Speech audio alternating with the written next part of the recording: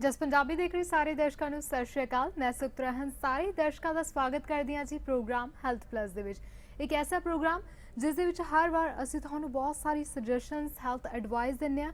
Health related daily ਕਈ health ਦੇ issues ਦੇ ਬਾਰੇ ਡਿਸਕਸ਼ਨਸ ਹੁੰਦੀਆਂ, ਗੱਲਾਂ ਬਾਤਾਂ ਹੁੰਦੀਆਂ ਨੇ ਤੇ ਮਾਹਿਰ ਡਾਕਟਰ ਐਕਸਪਰਟ ਸਾਡੇ ਨਾਲ ਹੁੰਦੇ ਨੇ। ਤੇ ਅੱਜ ਵੀ ਸਾਡੇ ਨਾਲ ਇੱਕ ਬਹੁਤ ਹੀ ਵਧੀਆ ਐਕਸਪਰਟ ਨੇ ਡਾਕਟਰ ਦਵਿੰਦਰ ਬਲਹਾਰਾ ਜੀ, ਜੋ ਕਿ ਕਾਉਂਸਲਰ ਤੇ ਪੈਰੈਂਟਿੰਗ ਐਕਸਪਰਟ, ਪੈਰੈਂਟਿੰਗ ਕੋਚ ਨੇ।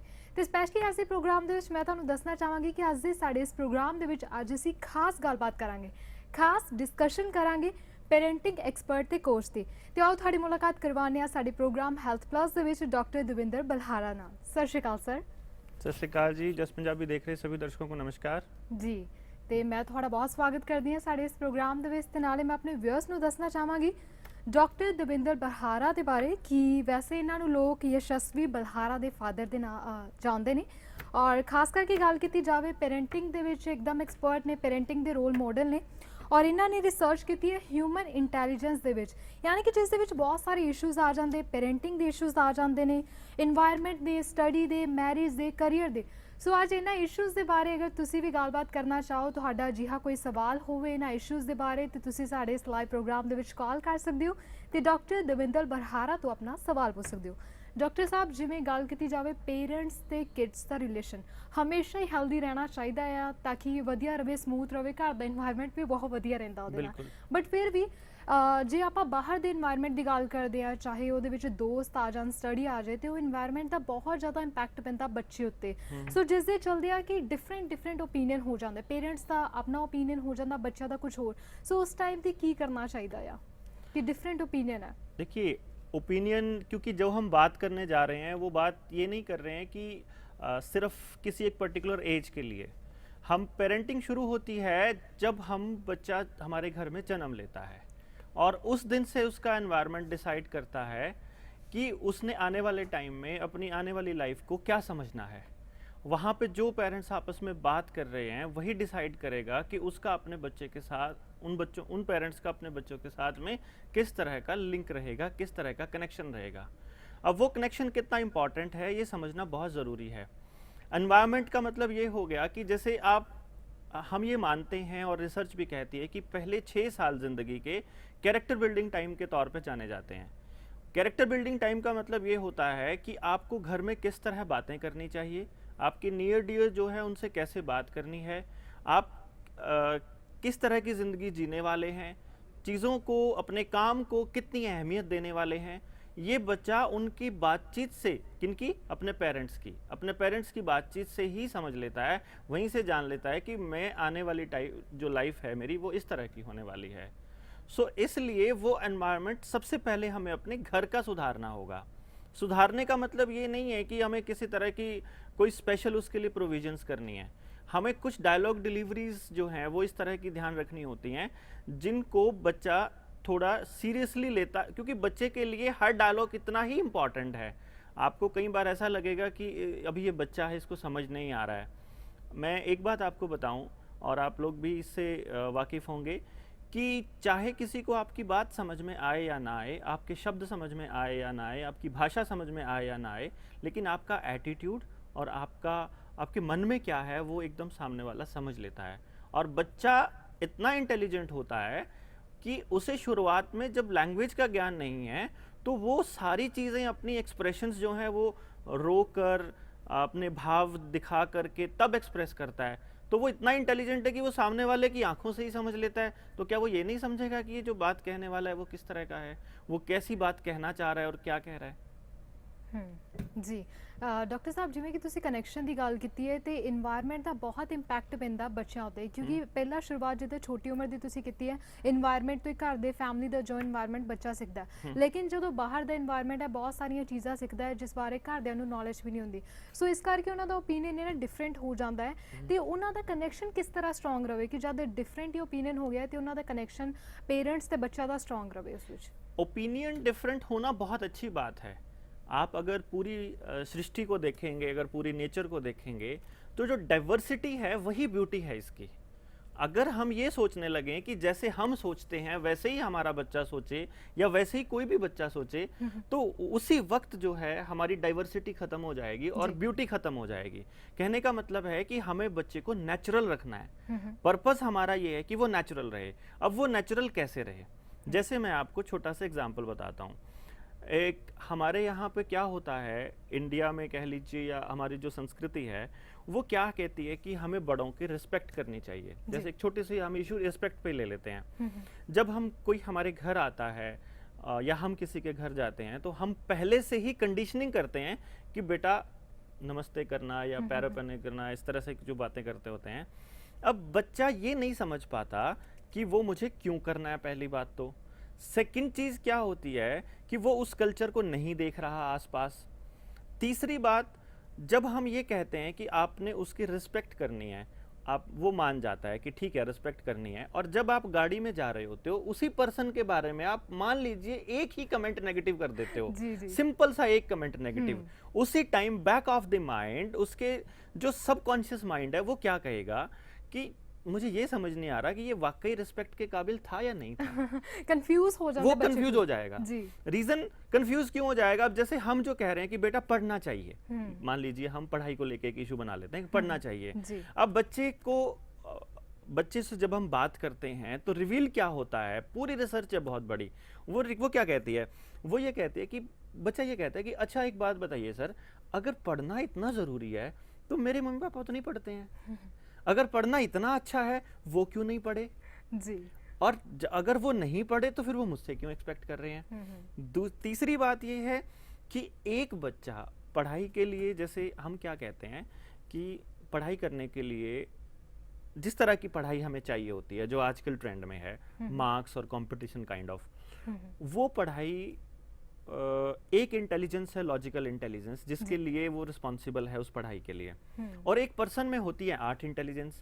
अब बताइए आप 7 इंटेलिजेंस को कैसे इग्नोर कर सकते हो? जी। अगर आप उन इंटेलिजेंसेस को इग्नोर करेंगे, उस बच्चे को नेचुरल नहीं रहने देंगे, तो उसके सबकॉन्शियस माइंड में एक बात जाती जाएगी कि जो मेरा माइंड है ये मुझे उसके उल्टी दिशा में लेके जा रहे हैं, और अगर गलत डायरेक्शन में कोई लेके जा रहा है, हमें मान लीजिए मैं किसी को भी कोई लेके जाता है, वो समझ जाता है कि ये ठीक नहीं जा रहा है, एंड वहीं से कन्फ्लिक्ट और जो ओपिनियन है डिफरेंस वो शुरू हो जाता है। जी बिल्कुल बिल्कुल। ਤੇ ਨਾਲ ਹੀ ਮੈਂ ਇੱਕ ਵਾਰ ਫਿਰ ਤੋਂ ਆਪਣੇ ਵਿਊਅਰਸ ਨੂੰ ਦੱਸਣਾ ਚਾਹਾਂਗੀ ਡਾਕਟਰ ਦਵਿੰਦਰ ਬਲਹਾਰਾ ਜੀ ਦੇ ਬਾਰੇ, ਜਿਸ ਤਰ੍ਹਾਂ ਗੱਲ ਕੀਤੀ ਹੈ ਕਿ ਕਈ ਵਾਰ ਕਨਫਿਊਜ਼ਨ ਹੋ ਜਾਂਦੀ ਹੈਗੀ ਬੱਚਾ ਦੇ ਵਿੱਚ ਸਟੱਡੀ ਨੂੰ ਲੈ ਕੇ ਵੀ, ਲੇਕਿਨ ਉੱਥੇ ਹੀ ਜਿਵੇਂ ਕਿ ਆਪ ਹੀ ਬਹੁਤ ਵੱਡਾ ਰੋਲ ਮਾਡਲ ਨੇ, ਇਸ ਪੈਰੈਂਟਿੰਗ ਐਕਸਪਰਟ ਨੇ, ਤੇ ਇਸ ਦੀ ਸ਼ੁਰੂਆਤ ਇਹਨਾਂ ਦੇ ਘਰ ਦੇ ਵਿੱਚੋਂ ਹੀ ਹੋਈ ਹੈ। ਜਿਵੇਂ ਕਿ ਮੈਂ ਯਸ਼ਸਵੀ ਬਲਹਾਰਾ ਦੇ ਬਾਰੇ ਦੱਸਿਆ, ਜੋ ਕਿ ਬਹੁਤ ਹੀ ਜ਼ਿਆਦਾ ਇੰਟੈਲੀਜੈਂਟ ਨੇ, ਔਰ ਕਾਫੀ ਸਾਰੇ ਉਹਨਾਂ ਨੇ ਆਪਣੇ ਨਾਮ ਬਹੁਤ ਸਾਰੇ ਅਵਾਰਡ ਵੀ ਲਗਵਾਏ ਨੇ, ਬਹੁਤ ਸਾਰੇ ਇਹੋ ਜਿਹੇ ਉਹਨਾਂ ਨੇ ਬਹੁਤ ਵਧੀਆ ਰਿਵਾਰਡ ਲਿੱਤੇ ਨੇ।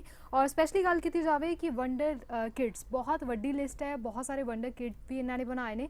ਸੋ ਅਗਰ ਤੁਸੀਂ ਵੀ ਕੋਈ ਅਜਿਹਾ ਇਸ਼ੂ ਹੈ ਪੇਰੈਂਟਿੰਗ ਨੂੰ ਲੈ ਕੇ, ਚਾਹੇ ਕਈ ਵਾਰ ਬੱਚੇ ਪੇਰੈਂਟਸ ਦੀ ਗੱਲ ਨਹੀਂ ਸੁਣਦੇ, ਗੱਲ ਸਮਝਦੇ ਨਹੀਂ ਹੈ, ਬੜੇ ਇਸ਼ੂਜ਼ ਹੋ ਜਾਂਦੇ ਕਰੀਅਰ ਨੂੰ ਲੈ ਕੇ, ਸਟੱਡੀ ਨੂੰ ਲੈ ਕੇ।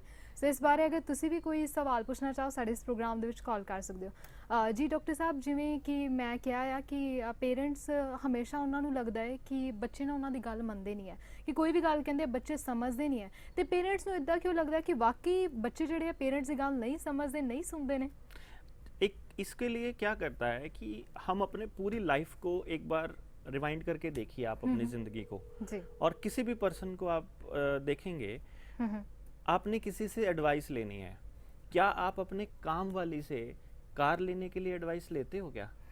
बिल्कुल नहीं। नहीं लेते। जी। क्यों नहीं लेते? क्योंकि लगता नहीं है कि वो एडवाइस वो दे सकती है। रीजन क्या है? तब आप कार लेनी है तो किससे एडवाइस लेंगे आप? जिसने या तो कारें बहुत सारी चला रखी है, या कोई मैकेनिक है, या कोई कार के ऊपर वो एक्सपर्ट है। जी। इसी तरह से, लेकिन जब घर का अगर सफाई का सामान लेकर आना है तो वो वही बताएगी काम वाली ही कि क्या सामान लेकर आना है, जिसका काम है जिसका काम है वही जाने। अब पेरेंट्स क्या करते हैं कि they are not career experts, they are not experts in studies also. वो ये कहते हैं कि हम नहीं पढ़ पाए बेटा, लेकिन तुम पढ़ लो। मतलब वो पहले ही डिफाइन कर देते हैं कि हम नहीं हैं एक्सपर्ट।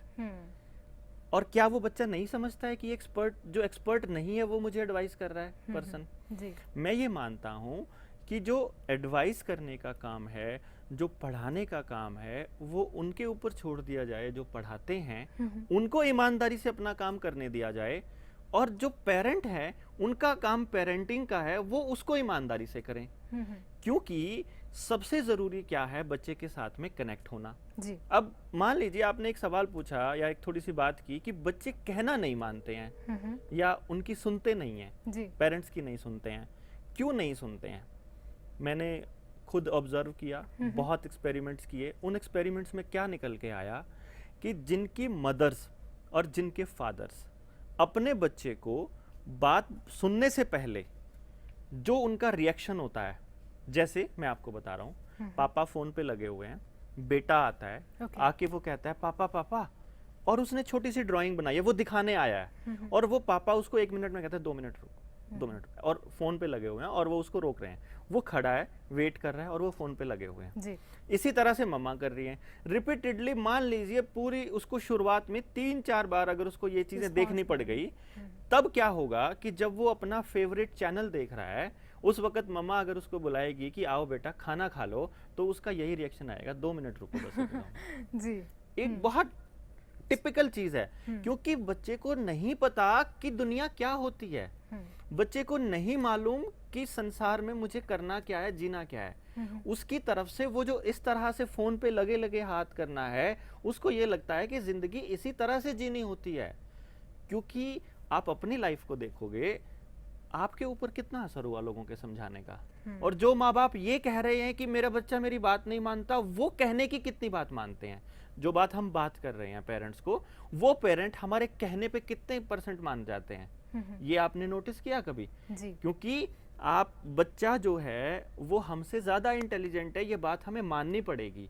या तो आपको साबित करना पड़ेगा कि आप उससे ज्यादा जानते हो, और किसी भी मोमेंट पे अगर आप ये कह देते हो, मान लीजिए बच्चे ने आपसे सवाल पूछा और आप ये कह देते हो कि बेटा ये तो मुझे मालूम नहीं है, लेकिन उससे पहले क्या था, उसके छोटा सा बच्चा है 3 साल का 4 साल का, वो स्कूल जाना शुरू नहीं हुआ, और स्कूल शुरू नहीं हुआ लेकिन वो क्या कर रहा है, वो उसके पेरेंट्स जो हैं वो सबको बता रहे हैं, अरे मेरे बेटे ने तो इतना अच्छा काम किया, वो ऐसे बोला, उसको अभी से इतना पता है। मतलब हम उसे क्या कह रहे हैं, हम उसे ये बता रहे हैं कि वो बहुत इंटेलिजेंट है। धीरे धीरे फिर हम उसे अपने तरह का बनाने की कोशिश करते हैं। जी। जब हम उसे अपनी तरह बनाने की कोशिश करते हैं, तो उसकी नेचुरल जो इंस्टिंक्ट है, नेचुरल टेंडेंसीज हैं, उनको हम फिर नुकसान पहुंचाने की कोशिश करते हैं, और उसी वक्त वहां से फिर कन्फ्लिक्ट शुरू होता है।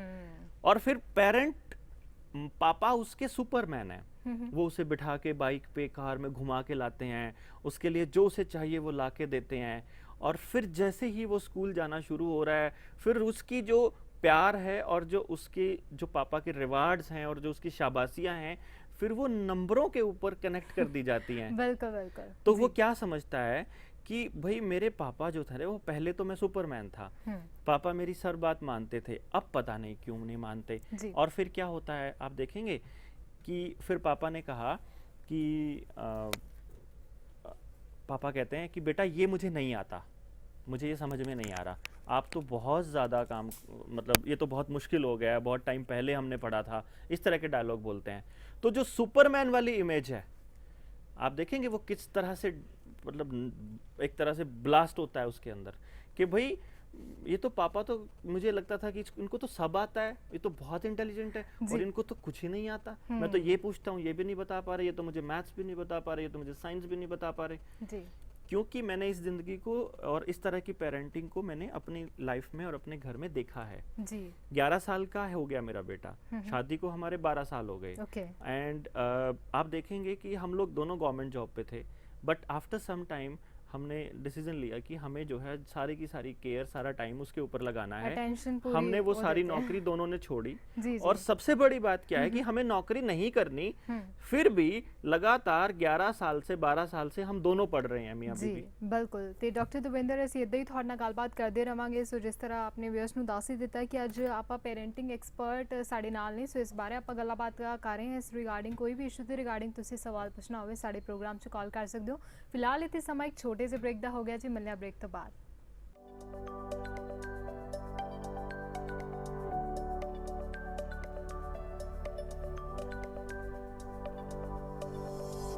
ਬ੍ਰੇਕ ਤੋਂ ਬਾਅਦ ਸਾਰੇ ਦਰਸ਼ਕਾਂ ਦਾ ਸਵਾਗਤ ਹੈ ਜੀ ਪ੍ਰੋਗਰਾਮ ਹੈਲਥ ਪਲੱਸ ਦੇ ਵਿੱਚ। ਤੇ ਆ ਸਾਡੇ ਪ੍ਰੋਗਰਾਮ ਦੇ ਵਿੱਚ ਆਪਾਂ ਇੱਕ ਡਿਫਰੈਂਟ ਟੌਪਿਕ ਦੇ ਬਾਰੇ ਗੱਲਬਾਤ ਕਰ ਰਹੇ ਹਾਂ। ਸੋ ਉਹ ਹੈਗਾ ਜੀ ਪੈਰੈਂਟਿੰਗ ਐਕਸਪਰਟ, ਪੈਰੈਂਟਿੰਗ ਥਿੰਗਸ ਦੇ ਬਾਰੇ ਬਹੁਤ ਸਾਰੇ ਇਸ਼ੂਜ਼ ਆ ਜਾਂਦੇ। ਸੋ ਇਸ ਰਿਗਾਰਡਿੰਗ ਅਗਰ ਤੁਸੀਂ ਕੋਈ ਵੀ ਸਵਾਲ ਪੁੱਛਣਾ ਹੋਵੇ ਸਾਡੇ ਇਸ ਪ੍ਰੋਗਰਾਮ ਦੇ ਵਿੱਚ ਕਾਲ ਕਰ ਸਕਦੇ ਹੋ ਤੇ ਡਾਕਟਰ ਦਵਿੰਦਰ ਬਲਹਾਰਾ ਜੀ ਤੋਂ ਆਪਣਾ ਸਵਾਲ ਪੁੱਛ ਸਕਦੇ ਹੋ। ਹੈਲੋ ਹੈਲੋ ਸੋਖਾ ਜੀ, ਸਤਿ ਸ਼੍ਰੀ ਅਕਾਲ ਆਂਟੀ ਜੀ। ਮੈਂ ਸਰਜੀਤ ਆਂਟੀ ਬੋਲਦੀ ਆ। ਮੈਂ ਚਲੋ ਉਹ ਤਾਂ ਪਤਾ ਹੀ ਹੈ ਵੀ ਬੱਚਿਆਂ ਬਾਰੇ ਮੈਂ ਤਾਂ ਤੁਹਾਨੂੰ ਅਰਬਾ ਕਰਬਾ ਪਿਆਰ ਹੀ ਦੇਣਾ ਹੈ। ਤਾਂ ਤੂੰ ਡਾਕਟਰ ਬਣ ਗਈ ਤੇ ਡਾਕਟਰ ਨੂੰ ਵੀ ਬਾਹਲਾ ਅਰਬਾ ਕਰਬਾ ਪਿਆਰ ਤੇ ਬੱਚਿਆਂ ਨੂੰ ਅਸੀਂ ਕਿਵੇਂ ਰੱਖਣਾ, ਕਿਵੇਂ ਪੜਾਉਣਾ, ਕਿਵੇਂ ਬਿਠਾਉਣਾ, ਇਹ ਮਾਂ ਪਿਓ ਦਾ ਹੁੰਦਾ ਹੈਗਾ ਉਹਨਾਂ ਨੂੰ ਦੱਸਣਾ। ਧੰਨਵਾਦ ਆਂਟੀ ਜੀ। ਅਸੀਂ ਪੜਾਉਣਾ ਕਿਵੇਂ, ਪਾਲ ਪੋਸਣਾ ਕਰਨੀ ਹੈ। ਮਤਲਬ ਸਵਾਲ ਤਾਂ ਕੋਈ ਨਹੀਂ ਬੇਟਾ, ਬਸ ਤੁਹਾਨੂੰ ਪਿਆਰ ਹੀ ਦੇਣਾ ਸੀਗਾ। ਜੀ ਸ਼ੁਕਰੀਆ ਆਂਟੀ ਜੀ, ਤੂੰ ਡਾਕਟਰ ਬਣ ਗਈ। Thank you so much aunty ਜੀ। ਤੇ ਫਿਲਹਾਲ ਜਿਵੇਂ ਆਪਾਂ ਡਿਸਕਸ਼ਨ ਕਰ ਰਹੇ ਹਾਂ, ਸੋ ਜਿਵੇਂ ਕਿ ਡਾਕਟਰ ਸਾਹਿਬ ਤੁਸੀਂ ਬਹੁਤ ਸਾਰੇ ਵੰਡਰ ਕਿਟਸ ਬਣਾਏ ਨੇ, ਸੋ ਕਿਵੇਂ ਇਹ ਪੋਸੀਬਲ ਹੋਇਆ, ਇਸ ਬਾਰੇ ਸਾਨੂੰ ਜ਼ਰੂਰ ਤੁਸੀਂ ਦੱਸੋ।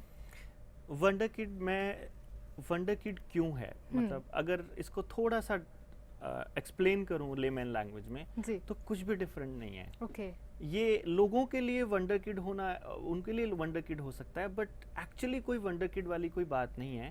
वो नॉर्मल बच्चे हैं। फ़र्क क्या है कि वो उस काम को इतने दिल से कर रहे हैं कि वो उसमें परफेक्शन आ जाती है। ओके अब मान लीजिए एक बच्चे को एक चीज़ एक बार उसने कर ली, जब उसने वो कर ली तो उसको उसके बाद कोई प्रॉब्लम है ही नहीं है। आप देख रहे हैं कि मान लो बच्चे को काम करते हुए उसने एक बार कर लिया कोई काम और अब उसको उससे आगे जाना है, करने के लिए उसके पास बहुत कुछ है। जब उसके पास करने के लिए बहुत कुछ है तो अब इतना सारा काम करने के बाद उस एज में आप ये देखिए 7 साल की उम्र में यशस्वी ने 10th तक के फिजिक्स, केमिस्ट्री, मैथ्स को पूरा ख़त्म करके और मुझे वो कहता है पापा जी अब मैं क्या करूं, तो आप बताइए मैं उसे क्या बताऊं कि क्या करूं। फिर मैं उसे बोलता हूँ कि चलो एक काम करते हैं, ऑर्गेनिक केमिस्ट्री पढ़ते हैं। उससे पहले ना पीरियोडिक टेबल पढ़नी पड़ेगी और उसको पूरी पीरियोडिक टेबल उसने मुझे एक हफ्ते में कंप्लीट करके दे दी। जो मास्टर्स करने वाले बच्चों को समझ में नहीं आता वो उसने 6 साल की उम्र में कंप्लीट करके 7 साल की उम्र में मुझे दे दिया। इसलिए लोगों के लिए वो वंडर किड है। हेलो ਹੈਲੋ ਸਤਿ ਸ਼੍ਰੀ ਅਕਾਲ ਜੀ। ਸਤਿ ਸ਼੍ਰੀ ਅਕਾਲ ਜੀ। ਹਾਂਜੀ ਜੀ, ਸਵਾਲ ਪੁੱਛੋ ਤੁਸੀਂ ਆਪਣਾ। ਹਾਂਜੀ ਮੇਰਾ ਸਵਾਲ ਇਹ ਹੈ ਕਿ ਮੇਰੀ ਬੇਟੀ ਦਾ ਬਹੁਤ ਛੋਟੀ ਆ, 15 ਮੰਥ ਦੀ ਆ, 15 ਮੰਥ। ਓਕੇ ਤਾਂ ਜਦੋਂ ਕਦੇ ਕਦੇ ਗੁੱਸਾ ਕਰਦੀ ਆ, ਸਿਰ ਪਟਕਦੀ ਆ ਨੀਚੇ ਜਿੱਦਾਂ ਕਾਰਪੇਟ ਤੇ, ਤਾਂ ਮੈਨੂੰ ਹੁੰਦਾ ਵੀ ਮੈਂ ਉਹਨੂੰ ਸਮਝਾਵਾਂ ਪਿਆਰ ਦੇ ਨਾਲ ਵੀ ਨਹੀਂ, ਉਹ ਇੱਕ ਰੋਟੀ ਨਹੀਂ ਖਾਂਦੀ। ਜਿੱਦਾਂ ਮੈਨੂੰ ਟਰਾਈ ਕਰਦੀ ਆ ਵੀ ਰੋਟੀ ਖਾਇਆ ਕਰੇ ਥੋੜੀ ਥੋੜੀ, ਤੇ ਜੇ ਅਸੀਂ ਫੂਡ ਗ੍ਰੈਂਡ ਕਰਕੇ ਦੇ ਦਿੰਦੇ ਆ ਤਾਂ ਫੇਰ ਖਾ ਲੈਂਦੀ ਆ। ਤੇ किस तरह मैं अपनी बेटी ਨੂੰ ਸਮਝਾਵਾਂ, ਟਰਾਈ ਕਰਦੀ ਪਿਆਰ ਨਾਲ ਪਰ नहीं खांदी हैगी। आप एक बात बताइए, जब वो सिर मारती है जमीन में तो कितनी देर के लिए ऐसा होता है? सिर्फ 3 बार, जैसे 3 बार मारेगी या सिर पे हाथ मारेगी, कोई नहीं करता घर में ऐसे। हम हैरान कैसे कैसे कर रही है वो। इस तरह से कैसे करती है? आप जब उसने पहली बार किया तो आपका रिएक्शन क्या था? तो पहली बार किया तो हम हैरान हो गए, किसने घर में ऐसा किसने किया, किसी ने नहीं किया। तो मैंने उसको पहली बार बोला नो, तो उसने मेरी तरफ देखा, हाँ कि मम्मा ने बोला नो। पर अभी नानी मम्मा जब कोई उसको बोल देते कि ऐसे नहीं करना तो वो सिर पटकेगी अपना। देखिए कई बार ऐसा होता है कि जब बच्चा इस तरह का कोई एबनॉर्मल सा बिहेवियर शो करता है और हम उसकी उस एक्टिविटी को कहीं या तो हम हंस पड़ें या एकदम से ऐसा रिएक्शन शो कर दें, रिकग्निशन जैसे ही उसके काम को मिलती है वो बच्चा उस चीज़ को कंटिन्यू करने की कोशिश करेगा। तो जो चीज़ आपको नहीं पसंद या ऐसा लगता है कि ये चीज़ इसके व्यवहार में से निकलनी चाहिए, और क्योंकि बच्चा बहुत छोटा है उसे समझाइए मत। आप एक काम करिए, आप उसको इग्नोर कर दीजिए, उसकी उस हरकत पे कुछ भी रिएक्शन मत शो करिए। जैसे उसे लगेगा कि उसका ये करना किसी काम का ही नहीं है, इनको ना तो अच्छा लग रहा है और ना बुरा लग रहा है, तो इसका मतलब है this is the wastage of time. थोड़े टाइम के बाद अपने आप बंद हो जाएगी। दूसरी बात आपने खाने के लिए बोली है। खाने का एक बहुत अच्छा सा तरीका है कि आप उसे भूखा रख दीजिए पहले, और उसके बाद आप जो खाने को देंगे उसे खा लेगी वो। प्रॉब्लम क्या है कि हमें लगता है उसे भूख लगी है, पर उसे भूख अपने तरीके से लगनी है। अगर कई बार ऐसा होता है कि बच्चा ज़्यादा काम कर रहा है, काम इन द सेंस दौड़ रहा है, खेल रहा है, उसको जल्दी भूख लग जाती है। कई बार वो बैठा है और वो रिलैक्स है तब उसे भूख कम लगेगी, या कुछ ऐसा खाया जिससे थोड़ी देर में भूख लगेगी। तो आप अज्यूम मत करिए कि इसको भूख लगी है। हाँ, उसको ऑफर कर सकते हो, क्योंकि हम लोग पेरेंट्स में क्या चीज़ है खाने को लेकर के और पढ़ाई को या इस तरह के बिहेवियर को लेके, हमें लगता है कि उसे खा लेना चाहिए और बच्चे को कैसा लगता है, हाँ जी। उसको ये फील होता है कि ये जो खाना है ना, ये मैं अपने लिए नहीं खा रहा, ये मैं इनको खुश करने के लिए खा रहा हूँ। तो उसका बड़ा आसान सा तरीका है, उसको खाना उसे खाना है, पेट उसका भरना है, आप उसके लिए चिंता मत करिए, क्योंकि आप चिंता करेंगे तो उसे लगेगा कि ये इनका काम है और मैं इनका काम करके एहसान कर रहा हूँ इनके ऊपर। तो सिंपल उसे फ्री छोड़ दीजिए, भूख लगेगी वो अपने आप ही डिमांड कर लेगा ना। अच्छा जी, हाँ ठीक जी, है। हाँ जी। Thank you so much. हाँ जी, thank you. Welcome. So doctor ਸਾਹਿਬ, ਜਿਵੇਂ ਕਿ ਪੇਰੈਂਟਸ ਨੂੰ ਹਮੇਸ਼ਾ ਲੱਗਦਾ ਆ ਕਿ ਜੋ ਵੀ ਬੱਚਾ ਕਰ ਰਿਹਾ, ਬਹੁਤ ਸਾਰੇ ਕਨਫਲਿਕਟ ਹੁੰਦੇ ਆ ਕਈ ਵਾਰ ਚੋਇਸਿਸ ਨੂੰ ਲੈ ਕੇ, ਜਿਵੇਂ ਫਰੈਂਡਸ ਦੀ ਚੋਇਸ ਹੋ ਗਈ ਹੈ ਤੇ ਹਮੇਸ਼ਾ ਬੱਚਿਆਂ ਨੂੰ ਲੱਗਦਾ ਹੈ ਕਿ ਪੇਰੈਂਟਸ ਉਹਨਾਂ ਦੇ ਫਰੈਂਡਸ ਹੋ ਗਿਆ ਜਾਂ ਕੋਈ ਵੀ ਚੀਜ਼ ਹੋ ਗਈ ਹੈ ਉਹਨੂੰ ਲੈ ਕੇ ਨਾ ਬਹੁਤ ਜ਼ਿਆਦਾ ਜਜਮੈਂਟ ਕਰ ਲੈਂਦੇ ਆ ਤੇ ਉਹਨਾਂ ਨੂੰ ਲੱਗਦਾ ਕਿ ਕਿਉਂ ਇੰਨੀ ਜਜਮੈਂਟ ਕਰਦੇ ਨੇ। ਸੋ ਉਸ ਅਕੋਰਡਿੰਗਲੀ ਕੀ ਕਰਨਾ ਚਾਹੀਦਾ ਹੈ? सबसे पहले आपको अपने अंदर से पेरेंट्स को नेगेटिविटी निकालनी पड़ेगी। नेगेटिविटी कैसे निकालनी पड़ेगी? अगर बच्चा ये देख रहा है कि मेरे मम्मी पापा जो हैं वो आपस में बहुत ज़्यादा हीटेड आर्गूमेंट करते हैं, आपस में लड़ते रहते हैं, आपस में बहस करते रहते हैं, तो वहाँ से उसका सबकॉन्शियस माइंड क्या सोचता है कि फर्स्ट नंबर इनकी दोनों की चॉइस ख़राब हो गई। दूसरे नंबर पे बच्चा कहता है कि बेटा कुछ पढ़ लो और तुम पढ़ के कुछ बन जाओ, हम तो नहीं बन पाए। इसका मतलब वहाँ पर भी उनकी चॉइस गलत हो गई। बहुत सारी नेगेटिव चीज़ें ऐसी कहेंगे पेरेंट्स बच्चों को कि हमने ये गलतियां कर दी, हमने ये सब कर दिया और हम खुश नहीं हैं। सो वो ये कह रहे हैं कि जब ये अपनी ज़िंदगी के लिए सही डिसीजन नहीं ले पाए तो ये मेरा डिसीजन कैसे सही ले पाएंगे, उनको उसको डाउट है। दूसरी बात, वो जो चीज़ अपने पेरेंट्स से उसको मिलनी चाहिए थी जी, क्या मिलना चाहिए था? कनेक्शन। जैसे कि मैं आपको छोटी सी बात बताता हूँ, 11 साल का है यशस्वी और 11 साल में उसने मुझसे कभी कुछ भी नहीं मांगा। ओके। कभी भी नहीं मांगा। नहीं तो बच्चे बहुत डिमांड्स करते हैं। बच्चे बहुत डिमांड करते हैं, लेकिन कमाल की बात क्या है कि उसके पास सब कुछ है।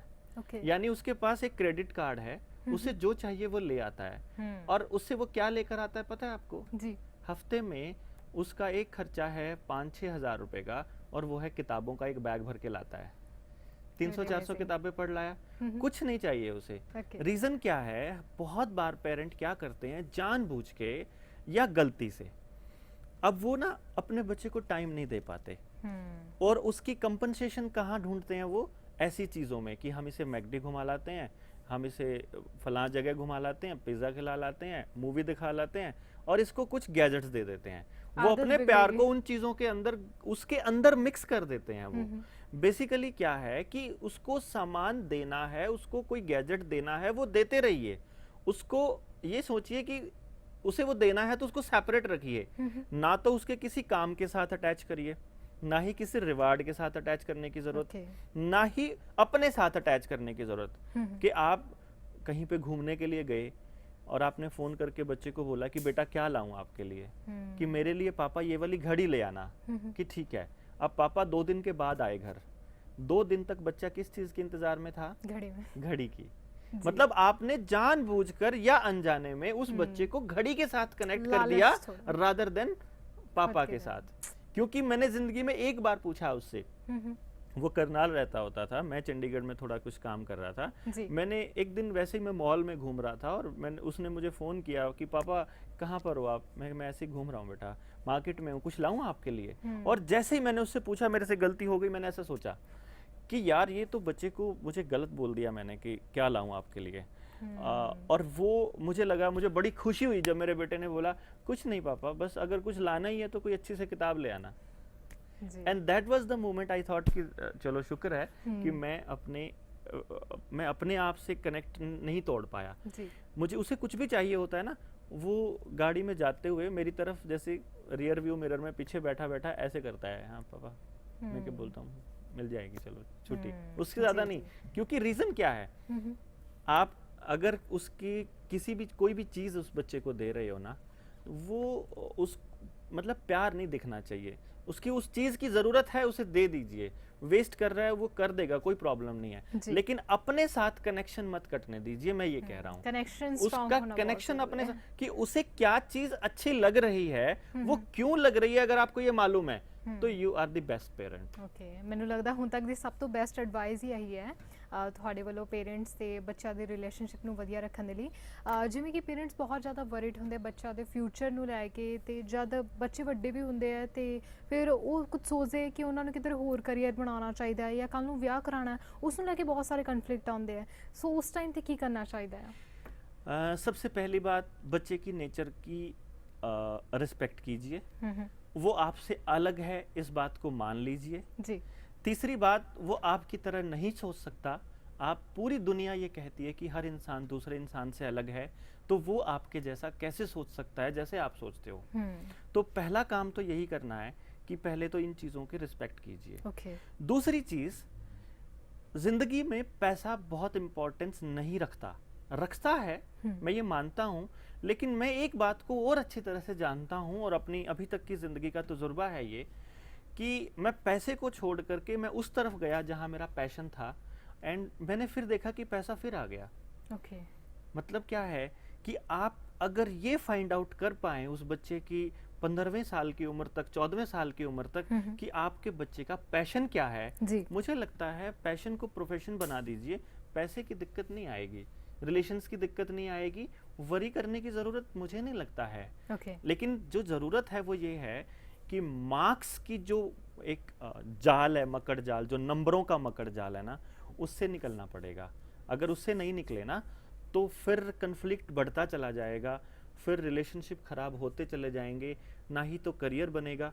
आप देख लीजिए ना 95% लोग अपने काम से ही खुश नहीं है। पैसा बहुत है। मेरे पास ऐसे लोग काउंसलिंग के लिए आते हैं जो ये कहते हैं कि सर ऐसी कोई चीज नहीं है जो हम नहीं खरीद सकते, still we are not happy. और मैं उनको क्या एडवाइस करता हूँ, अरे आपके पास तो ये टैलेंट है, आप एक काम करिए 24 में से 1 घंटा अपने पैशन को दे दीजिए and you will be happy. मतलब कितनी चीज है। बड़ी बात क्या है कि पेरेंट्स ने बच्चों को देना क्या है, हैप्पीनेस देनी है। आपको उसके साथ कनेक्ट होना है। अल्टीमेट हैप्पीनेस उसके पैशन को फॉलो करने में है, ना कि आपको फॉलो करने में, ना कि आपके रिचुअल्स फॉलो करने में, ना कि आपकी ट्रेडिशंस फॉलो करने में। उसकी हैप्पीनेस है खुद को फॉलो करने में। सो आपका पहला काम इस सर्च पे होना चाहिए कि वो मेरा बच्चा क्या है, उसने किस लिए यहाँ पर जन्म लिया है। आप एहसान जता रहे हो उस बच्चे को कि हम तुम्हारे लिए इतना करते हैं। अरे आपको एहसान मानना चाहिए कि उसने आपको पापा बनने के काबिल समझा। आपने उसको, आप उसके माता पिता बने हो, तो आपको इसका मतलब है नेचर ने, परमात्मा ने ये अवसर दिया है कि आप उस परमात्मा की जो बंदगी है, जो उस परमात्मा की जो स्तुति है, वो उस बच्चे के माध्यम से करिए। मतलब दुनिया ਦੀ ਸਭ ਤੋਂ ਵੱਡੀ ਖੁਸ਼ੀ ਇੱਕ ਇਨਸਾਨ ਦੇ ਲਈ ਉਦੋਂ ਹੈ ਜਦੋਂ ਪੇਰੈਂਟਸ ਬਣ ਜਾਂਦੇ ਨੇ। ਸੋ ਬਹੁਤ ਸਾਰੀ ਵਧੀਆ ਤੁਸੀਂ ਇਨਫੋਰਮੇਸ਼ਨ ਦਿੱਤੀ ਹੈ ਸਾਡੇ ਵਿਊਅਰਸ ਨੂੰ ਤੇ ਮੈਂ ਤੁਹਾਡਾ ਧੰਨਵਾਦ ਕਰਦੀ ਹਾਂ ਡਾਕਟਰ ਸਾਹਿਬ ਸਾਡੇ ਇਸ ਪ੍ਰੋਗਰਾਮ ਦੇ ਵਿੱਚ ਤੁਸੀਂ ਆਏ ਤੇ ਨਾਲ ਹੀ ਧੰਨਵਾਦ ਕਰਦੀ ਸਾਡੇ ਵਿਊਅਰਸ ਦਾ ਵੀ ਜਿਨ੍ਹਾਂ ਨੇ ਇਸ ਪ੍ਰੋਗਰਾਮ ਨੂੰ ਵੇਖਿਆ। ਹੁਣ ਸਾਨੂੰ ਦੋਹਾਂ ਨੂੰ ਦਿਓ ਇਜਾਜ਼ਤ। ਧੰਨਵਾਦ। ਸਤਿ ਸ਼੍ਰੀ ਅਕਾਲ ਜੀ। नमस्कार।